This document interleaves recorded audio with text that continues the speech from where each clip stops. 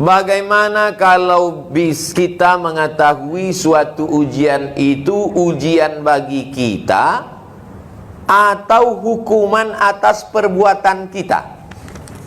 Sakit kita, apakah sakit itu menghapus dosa, atau sakit itu mengangkat derajat, atau sakit itu ujian iman? Dari mana kita tahu? Waktu dicek dokter awal bros, lalu dikasih tahunya, Pak, sakit bapak ini jantung, jenisnya level B. Jantung level B itu apa? Menghapus dosa. Mana dia tahu? Sakit itu ada 3. Pertama, menghapus dosa. Kedua, mengangkat derajat. Ketiga, ujian iman. Yang tahu itu hanya kita dengan Allah. Kalau saya sakit, saya husnuzon, dosa saya diampunkan Allah, derajat saya dinaikkan Allah, dan itu ujian iman bagi saya. Jadi tak ada yang tahu. Kita pun tak bisa menjudge orang. Pak Ustadz, si Anu sakit. Iyalah, banyak kali dosa dia itu. Waktu mengatakan dia banyak dosa itu, kita udah berdosa. Oleh sebab itu kita selalu husnuzon pada Allah. Kalau kita sakit, ma yusibul mu'min min nasabin wala wasabin wala saqamin wala syaukin yastakuha. Duri menusuk tapak kaki pun ada dosa yang diampunkan Allah. Dan ada pahala yang lebih besar daripada jihad, lebih besar daripada mati syahid. Apa itu? Itulah dia sabar. Jadi kalau sabar, kita menerima ujian yang diberikan Allah itu, innama yuwaffas sabiruna ajrahum bighairi hisab. Ada pula jenis manusia ditanya oleh Allah. Allah tuh kalau bertanya bukan dia tak tahu, dia mau ngasih tahu pada yang tak tahu. Malaikat, coba kau cek amal si fulan. Kata malaikat, dia sudah diletakkan di surga VVIP. Cukup tak amalnya? Kurang ya Allah. Uji dia. Kalau lulus, naikkan. Jadi ada kalanya kita diuji itu bukan tuh hapus dosa, tapi karena letak kita di surga tinggi, amal kurang. Cara mencukupkannya dengan ujian itu. Nah, jadi makanya kita husnuzon. Jadi kalau ditanya orang, kok kenapa sering betul sakit? Aku sudah masuk surga VVIP. Cuman amalku kurang. Maka kata Allah, itu maka diujinya. Jangan kita, kau kenapa sering sakit? Itulah aku banyak betul dosaku. Kok ngaku?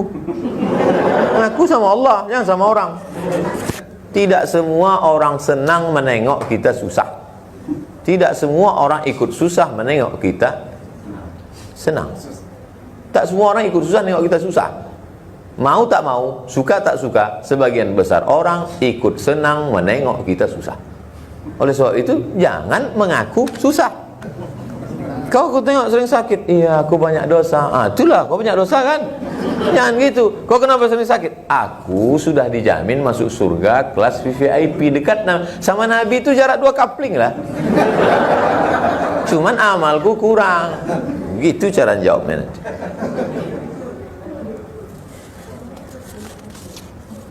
Bagaimana kita tahu kalau doi jodoh kita?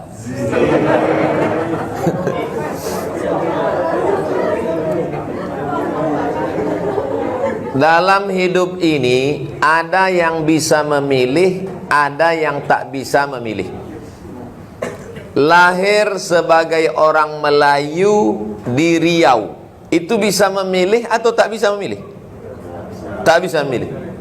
Kalau dulu boleh bisa memilih, mungkin kita mau jadi buli. Ini tak bisa milih. Ini namanya musayyar. Musayyar itu macam wayang yang dimainkan oleh dalang. Belok ke kiri, belok ke kanan, tak bisa milih. Menjadi laki-laki, bisa memilih atau tidak? Tak bisa memilih. Menjadi perempuan juga tak bisa milih. Kita terima. Tapi nikah dengan si A atau dengan si B, bisa tak milih? Bisa milih. Datang ke pengajian atau tak datang, minum khamar atau minum kopi, itu bisa memilih. Oleh sebab itu Allah kasih mata, Allah kasih telinga, Allah kasih kudrat, Allah kasih iradat, Allah kasih al-kasbu wal ikhtiar. Jadi kalau ada nanti orang mengatakan tak ada takdir itu, Qadariyah, ahli bid'ah, Mu'tazilah. Kalau ada mengatakan Semuanya terserah pada takdir. Kita tak ada punya ikhtiar. Jabariyah, ahli bid'ah, kita ahlu sunnah wal jamaah ada ikhtiar. Sudah diikhtiarkan, sudah diusahakan, tak terelakkan juga, qadarallah. Jadi masalah ini tak usah terlalu banyak berteori. Ma khaba man istakhara wa ma nadima man istasyara. Tak sia-sia orang yang istikharah dan tak akan menyesal orang yang mau minta pendapat orang lain. Minta pendapat orang lain, kenali dengan baik tokoh masyarakat. Saya tak berani minang Pak Ustadz karena nanti orang tuanya tak hormat pada saya. Bawa direksi, bawa Dewan Syariah. Nah, itu. Jangan bawa saya, nanti saya diterimanya.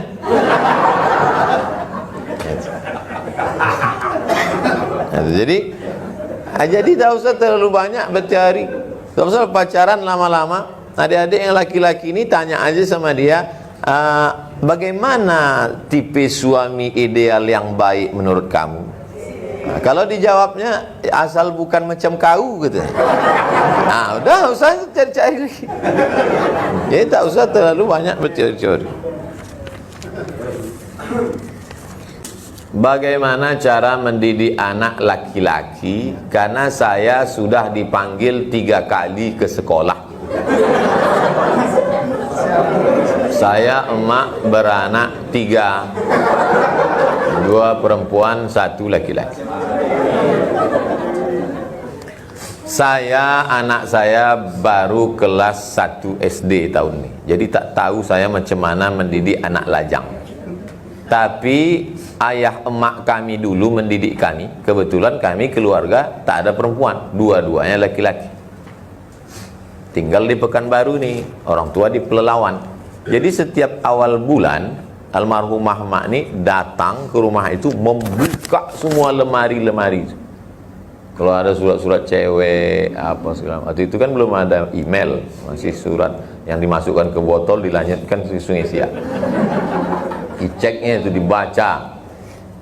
Asal dia sudah balik mengantar duit belanja, pecahlah botol-botol minyak wangi. Kenapa mak pecah? Kusangka itu minuman khamar gitu. Itu minyak wangi mak.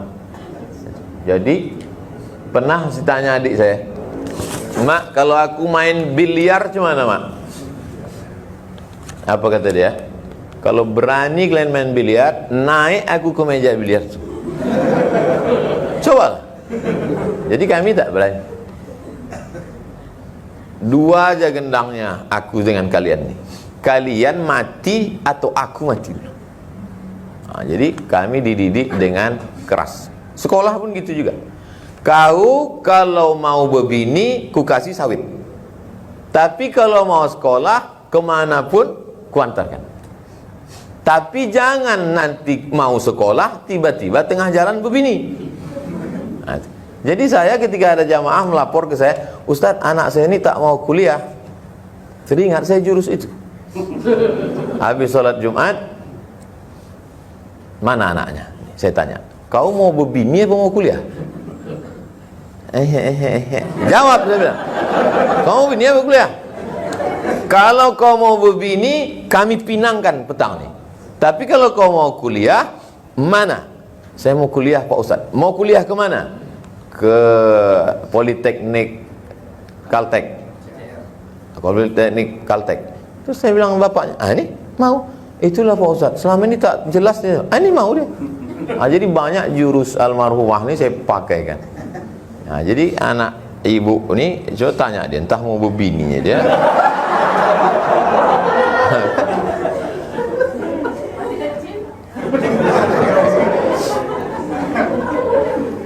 Jadi ibu selama masih mau mengamuk, masih mau merepet, anak itu selamat insyaallah.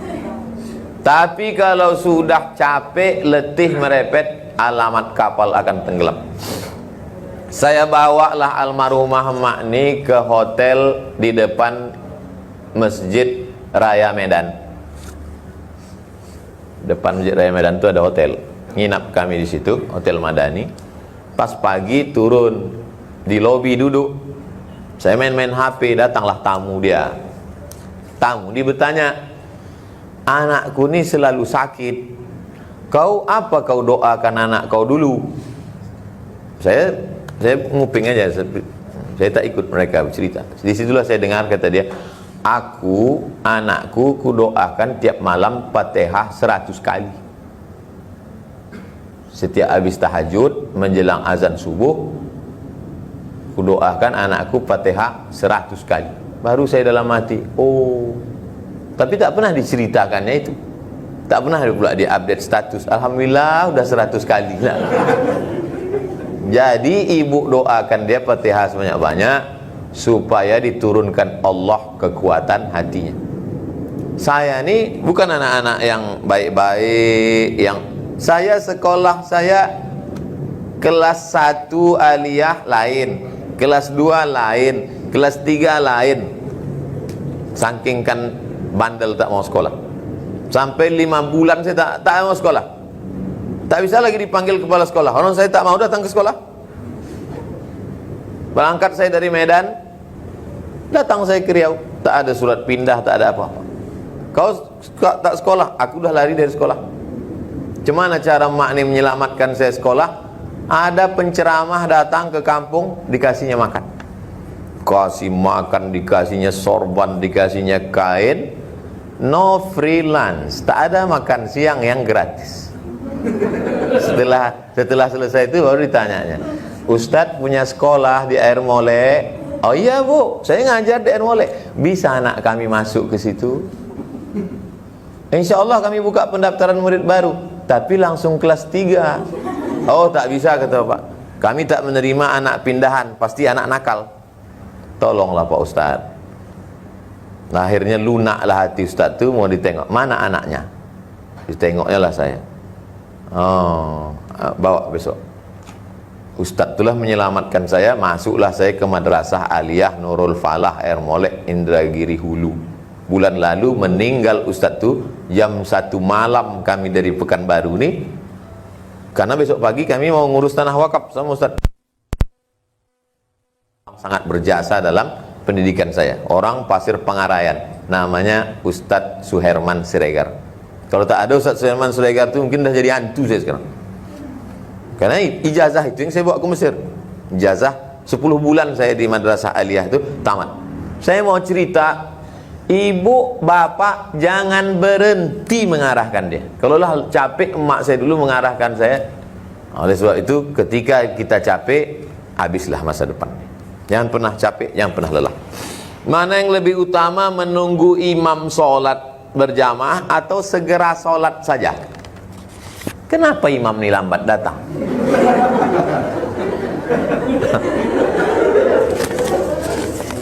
Bilal bin Rabah itu dia azan. Habis azan itu diketuknya pintu kamar Nabi yang di samping kiri Taman Raudhah. Assalamualaikum ya Rasulullah, sudah boleh iqamat ya Rasulullah. Lalu kata Nabi, aqimis shalah, qomatlah Bilal. Barulah Bilal qomat. Jadi qomat itu karena disuruh oleh imam. Imam menyuruh qomat, baru qomat. Sekarang di beberapa masjid itu yang menyuruh qomat bukan imam, ibu-ibu. Belakang tuh dia, qomat. Banyak di beberapa masjid itu ibu-ibu itu berkuasa. Jadi untuk win-win solution, jalan tengah, maka dibelilah jam yang berbunyi. Asal sudah berbunyi jam itu, qomatlah, tak usah tunggu imam. Karena kalau tidak nanti jadi konflik. Masjid dekat rumah saya, kami iuran, kami beli jam untuk mengeluarkan konflik supaya tak kelahi. Asal sudah berbunyi, siapapun maju imam. Tapi imam itu sudah saya kunci. Imam 2, kalian ganti-gantian. Habis sholat kalian zikir bersama, habis itu baca doa bersama, subuhnya kunut. Jangan sampai kalian kasih salafi masuk. Kalau masjid itu diambil oleh salafi, hilang sama-sama masjidnya sekalian. Masjid itu ketuanya saya. Saya ketua masjid, saya kunci imam. Kau pakai zikir bersama, kau pakai doa bersama, kau pakai kunut subuh. Kalau kau lelah tak mau lagi, kasih tahu biar ku cari imam baru. Nah, Jadi imam-imam ni harus kita kasih tahu. Kalau tidak nanti, jangan nanti silakan masuk. Habis dia ambil berapa masjid habis.